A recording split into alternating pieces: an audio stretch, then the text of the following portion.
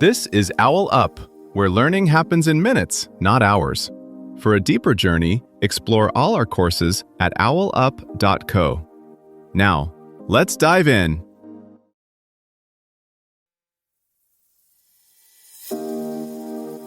Chapter 3 of The Psychology of Pricing: Why We Pay What We Pay. The Decoy Effect: Guiding Choices.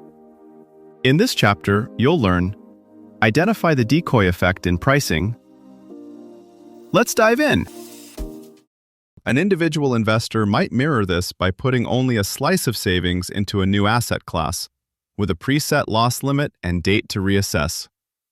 The goal isn't to nail the perfect entry point, it's to buy a real-time education that doesn't threaten their future. Think of a hiker choosing routes in an unfamiliar forest. Instead of committing to a single long trail, they start with a short loop that intersects others. Each junction offers a fresh read on weather, energy, and daylight, keeping multiple paths open rather than forcing an all-or-nothing march. You can treat your life like a series of pilot programs. Instead of hunting for one flawless plan, you run small, time-boxed trials. A different workout, a new collaboration style at work, a revised savings habit. Each mini-launch gives data you can fold into the next round.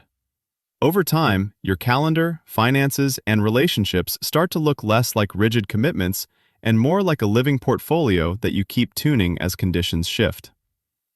Your challenge this week: choose one area, health, money, or work, and design a tiny, bounded experiment with a clear review date. Treat each decision less like carving stone and more like adjusting a recipe. Taste, tweak, try again. As you practice, notice how your stress shifts from "will this work?" toward "what might I learn next?" That move, from defending plans to updating them, quietly compounds. Over months, your lucky breaks start to look a lot like deliberate design. Try this experiment.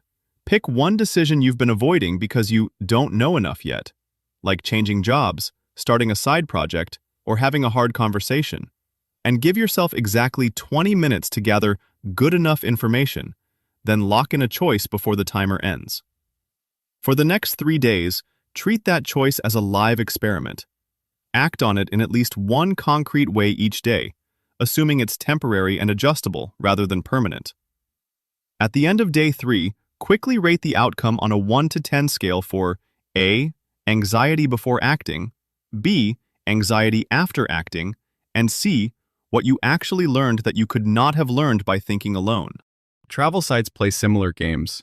One airline surfaces 3 bundles for the same seat: Saver, Flex, Max.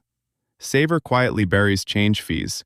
Max throws in lounge access and priority everything. Flex suddenly looks like the practical traveler's move, even if you hadn't planned to pay for flexibility. Over time, revenue shifts upward, not by forcing anyone, but by choreographing where reasonable seems to land. Decoys won't stay static. As pricing gets personalized, you may find ghost rivals created just for you. Plans tuned to your budget, past clicks, even time of day. Like a GPS quietly rerouting you, the interface can keep steering you back toward a higher margin lane while still feeling like free choice. That cuts both ways. Consumer tools could soon flag lopsided options, and regulators may ask, if this choice vanished, how many people would actually miss it? When you design offers, test swapping which plan plays the odd one out and watch how behavior shifts, like adjusting ingredients in a recipe until the flavor clicks. As a buyer, treat any trio, apps, flights, laptops, as a hint to zoom out. Ask, if I only saw 2 choices here, would this still feel like the smart move, or am I being gently steered? Before next week, ask yourself, where in my life right now am I choosing the middle option? Subscription plan, menu item, product tier, even a project at work, mainly because it feels safest or most reasonable. If I removed the highest priced or most extreme option, would I still pick it?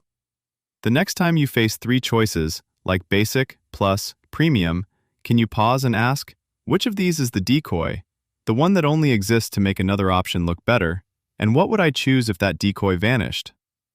When you're presenting options to someone else, a proposal at work, package options for a client, or even choosing where to go with friends, could adding or removing a decoy option help guide them toward the choice that's genuinely best for both of you? This was OwlUp, your daily step forward.